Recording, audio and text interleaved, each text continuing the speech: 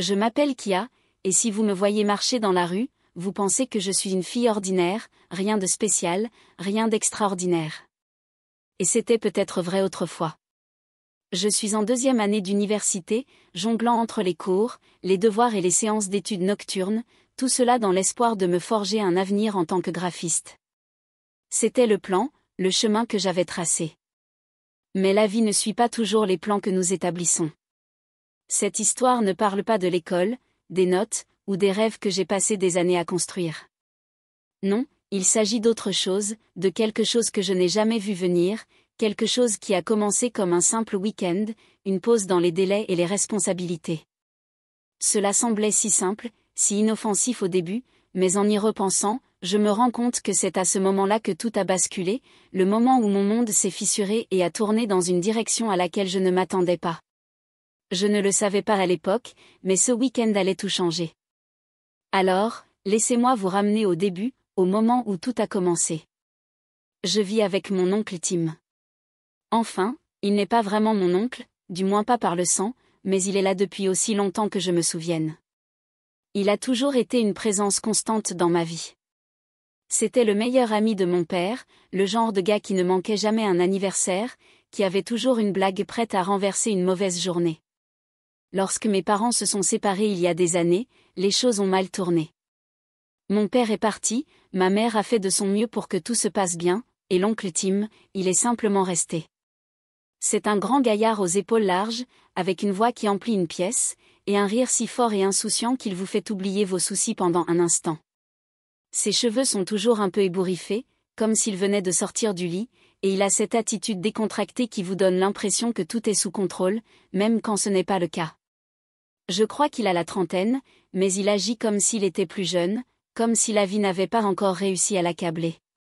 Quand ma mère a trouvé un nouvel emploi dans une autre ville, elle ne voulait pas me déraciner de mon université, et honnêtement, moi non plus.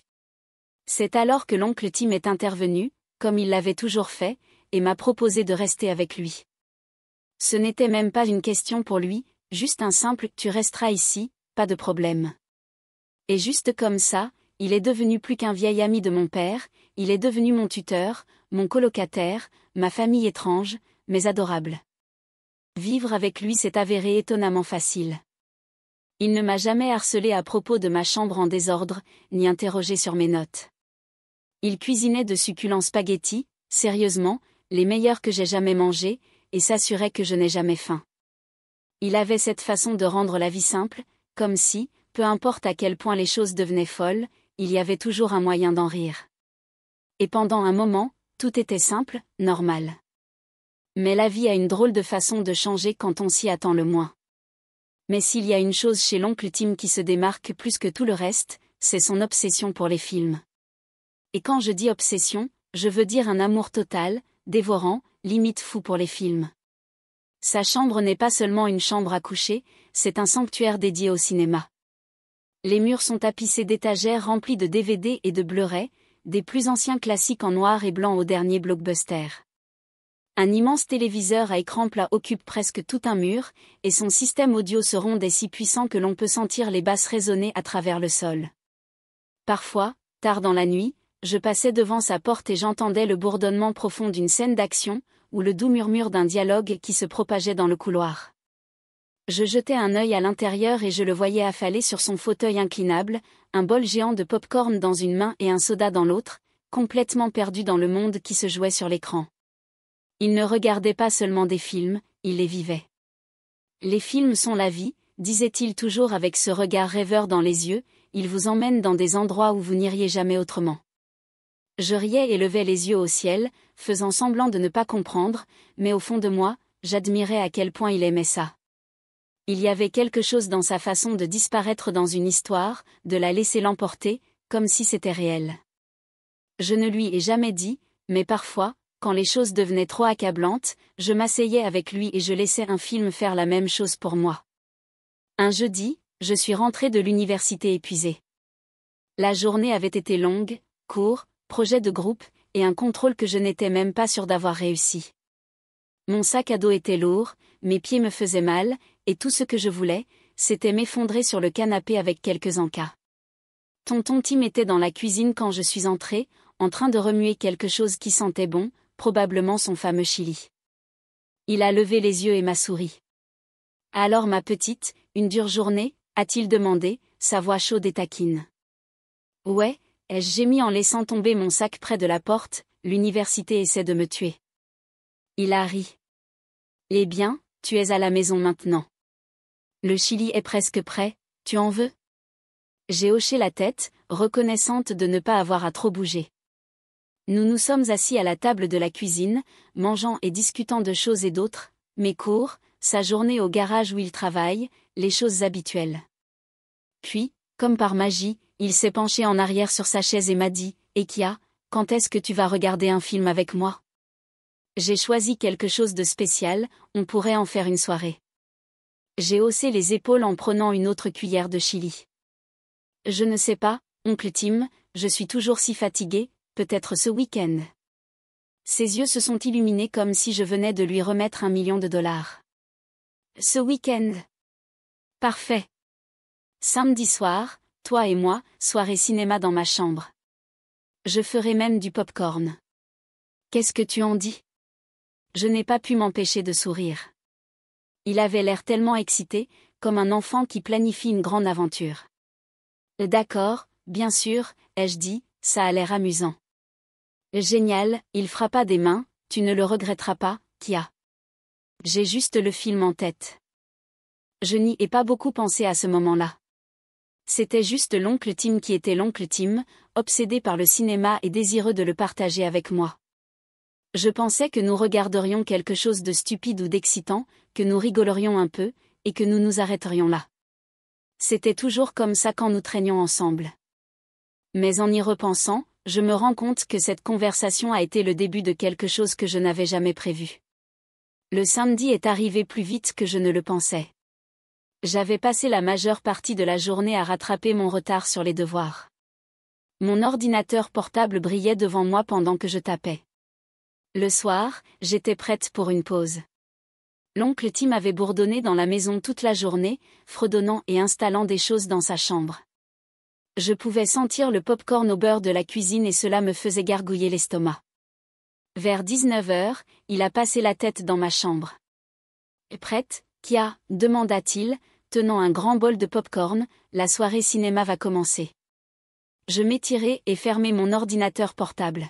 « Oui, j'arrive », dis-je en attrapant un sweat à capuche pour le mettre par-dessus mon t-shirt et mes leggings. Je le suivis dans le couloir jusqu'à sa chambre, un peu curieuse de savoir ce qu'il avait choisi. Il avait été si secret à ce sujet, disant juste que c'était quelque chose de spécial. Je me suis dit que c'était peut-être un de ces vieux films qu'il adorait, comme Le Parrain, ou quelque chose avec des explosions et des poursuites en voiture. Sa chambre était confortable quand je suis entrée. Les lumières étaient tamisées, la télé était déjà allumée, et il avait tiré une chaise supplémentaire à côté de son lit pour que nous puissions nous asseoir tous les deux. Le pop-corn était posé entre nous, et il y avait 2 canettes de soda sur la table de nuit. Il a tapoté la chaise et a souri.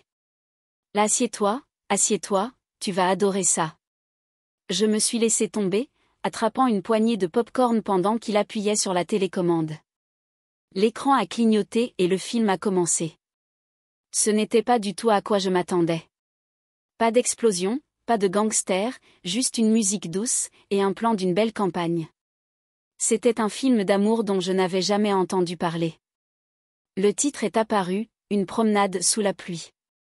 J'ai levé un sourcil et j'ai jeté un coup d'œil à l'oncle Tim. Un film d'amour, ai-je demandé en souriant, depuis quand aimes-tu ce genre de choses ? Il a ri un peu nerveusement, ai-je pensé. Ne me juge pas, c'est une bonne histoire. Regarde-le, il a du cœur. J'ai haussé les épaules et je me suis installée.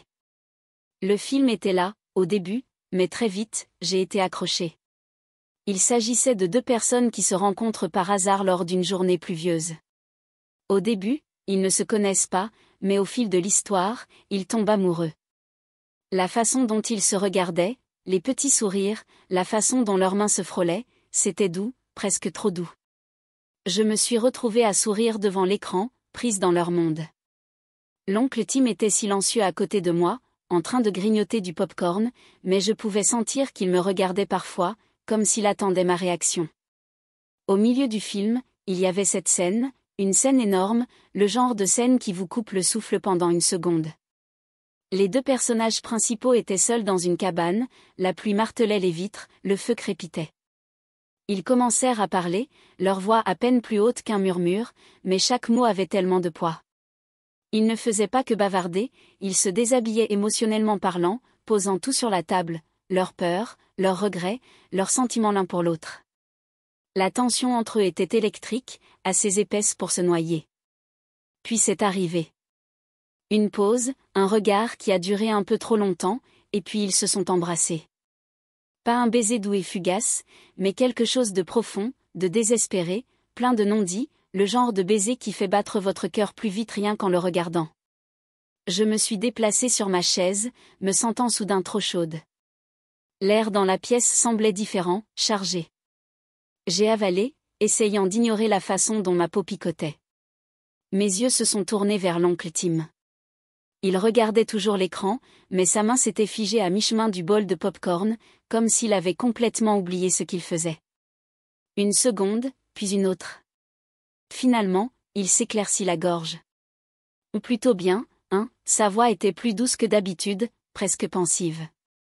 Ouais, marmonnai-je, la gorge sèche, c'est intense. Et ça l'était. Plus que ce à quoi je m'attendais, plus que ce à quoi je m'attendais. Il hocha la tête, et nous continuâmes à regarder. Le film continua, et le couple se rapprocha. Il y eut ce moment où ils dansèrent sous la pluie, riant et tournoyant, et je ne pus m'empêcher de penser à quel point ils semblaient libres. Je n'avais jamais ressenti ce genre de liberté, pas vraiment. L'université, les drames familiaux, la quête de qui j'étais, tout cela m'a pesé. Mais en les regardant, j'avais envie de ça. Je voulais ressentir ça. Au moment où le générique s'est déroulé, j'étais en proie à un mélange d'émotions. Le film s'était terminé sur une note joyeuse, avec le couple promettant de rester ensemble pour toujours, et j'ai ressenti un étrange mélange de joie et de douleur.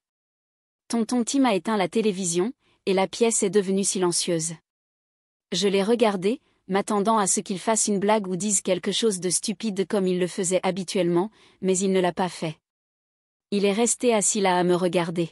« Qu'est-ce que tu en penses » a-t-il demandé, la voix basse. C'était magnifique, ai-je dit honnêtement, je ne m'attendais pas à ce que ça me frappe comme ça. Il a souri, mais ce n'était pas son grand sourire habituel. Il était plus petit, plus doux. Ouais, il a le don de te toucher. Nous restâmes assis là un moment, le silence s'éternisant. Je ne savais pas quoi dire, mais je sentis quelque chose bouger, comme si l'air entre nous était plus lourd qu'avant. Puis, il se rapprocha, son genou effleurant le mien. Mon cœur fit un petit bond, et je ne savais pas pourquoi. « Ikia, dit-il, ses yeux fixés sur les miens, tu as déjà pensé à ce que ça ferait de ressentir ça ? Ce qu'ils avaient dans le film ? J'avalai, la bouche sèche. Je ne sais pas, peut-être. Il ne dit rien pendant une seconde, il me regarda juste. Puis, il tendit la main et toucha ma main, ses doigts chauds contre les miens. Tu es spécial, tu le sais ? Je l'ai toujours pensé. Mon cerveau s'est embrouillé. C'était Tim, mon oncle Tim, maladroit et cinéphile. Mais la façon dont il me regardait, la sensation de sa main, ce n'était pas maladroit, c'était autre chose, quelque chose qui me retournait l'estomac et me coupait le souffle. J'ai choisi ce film pour une raison, a-t-il dit doucement, je voulais que tu ressentes quelque chose avec moi. J'aurais dû m'éloigner, j'aurais dû dire quelque chose comme « de quoi tu parles » et en rire. Mais je ne l'ai pas fait. Je suis restée assise là à le regarder, mon cœur battant si fort que je pensais qu'il pouvait l'entendre. Et puis, avant que je sache ce qui se passait, il s'est penché vers moi. Ce n'était pas comme dans les films. Il n'y avait pas de lente montée en puissance, pas de musique douce en arrière-plan, pas le temps de comprendre ce qui se passait. C'était rapide, chaotique et réel. Mon cœur battait si fort que je pouvais l'entendre dans mes oreilles. Mon esprit me hurlait de m'arrêter, de m'éloigner, de réfléchir, mais mon corps m'a trahi. Au moment où nos lèvres se sont rencontrées, un feu de forêt s'est allumé en moi, brûlant la logique, la prudence et la raison. Je l'ai embrassé en retour, désespérément, imprudemment, jusqu'à ce que le monde autour de nous devienne flou. La pièce, la lumière vacillante de la télévision, le bourdonnement lointain du monde extérieur, tout cela s'est estompé, se réduisant à néant. Il n'y avait que nous, empêtrés dans quelque chose de féroce et d'incontrôlable. Nous avons reculé en titubant, les rires glissant entre nos baisers essoufflés et affamés. Le bol de pop-corn est tombé du lit, déversant son contenu sur le sol, mais aucun de nous ne s'en souciait. Les mains erraient, les doigts traçaient, les cœurs s'emballaient. C'était électrique, une force que nous ne pourrions pas combattre, même si nous le voulions. Et puis, aussi vite que ça avait commencé, c'était fini. La chaleur, l'urgence, la précipitation, tout cela s'est transformé en un lourd silence. Nous étions allongés la côte à côte, nos poitrines se soulevant et s'abaissant en synchronisation, le poids de ce qui venait de se passer me pesant comme une pierre. La culpabilité s'est enroulée autour de mes pensées, s'insinuant comme une ombre. Devais-je le regretter? Devais-je avoir honte? Mais sous l'incertitude, quelque chose d'autre pulsait, un frisson, une étincelle qui n'était pas là avant. Je tournai la tête pour le regarder, cherchant des réponses dans ses yeux, mais il se contenta de fixer le plafond, les lèvres entr'ouvertes, perdu dans sa propre tempête de pensées. Le silence s'est installé entre nous, épais et étouffant. J'aurais voulu dire quelque chose, en rire, faire comme si ça ne signifiait rien, mais en vérité, ça signifiait quelque chose, et il n'y avait plus de retour en arrière possible. On ne peut rien dire à personne, a-t-il finalement dit, la voix rauque, ça reste entre nous, d'accord? J'ai hoché la tête, la gorge serrée. D'accord. Et c'était tout, ou du moins c'est ce que nous nous sommes dit. Nous avons nettoyé le pop-corn renversé, redressé les couvertures, et repris le cours normal de nos vies, comme si de rien n'était. Mais la vérité, rien n'était plus pareil. Pas pour moi, peut-être pas pour lui non plus. Chaque fois que je le voyais, une tempête d'émotions tourbillonnait en moi, curiosité, confusion, culpabilité, excitation. Je ne pouvais pas le regarder sans me souvenir de la sensation qu'il avait ressentie dans ses mains, du poids de son corps à côté du mien, de la façon dont sa voix s'était réduite à un murmure dans la faible lueur de l'écran de télévision. Au petit déjeuner, quand il posait une assiette devant moi, je surprenais son regard qui s'attardait une seconde de trop. Quand il riait à quelque chose à la télévision, je remarquais le changement dans sa voix, plus douce, plus prudente, comme s'il attendait quelque chose. La nuit, quand j'étais allongé dans mon lit, les yeux rivés au plafond, mon esprit repassait ce moment encore et encore, le déformant, le disséquant, essayant de donner un sens à ce qu'il signifiait. Était-ce une erreur? Un choix? Une porte que nous avions ouverte et qui ne pourrait jamais être refermée? Le silence entre nous n'était pas vide, il était lourd, épais de non-dits, de questions qu'aucun de nous n'osait poser. Nous n'en parlions pas, nous ne l'avions pas reconnu, mais c'était là, suspendu dans l'air, comme la scène finale d'un film qui ne s'éteint jamais. Et le pire, je ne savais plus qui j'étais. La fille que j'avais été, l'étudiante, la nièce, la fille ordinaire qui essayait juste de comprendre la vie, me semblait être une étrangère. Cette nuit-là avait réécrit quelque chose en moi, et je n'étais pas sûr d'aimer l'histoire qu'elle racontait.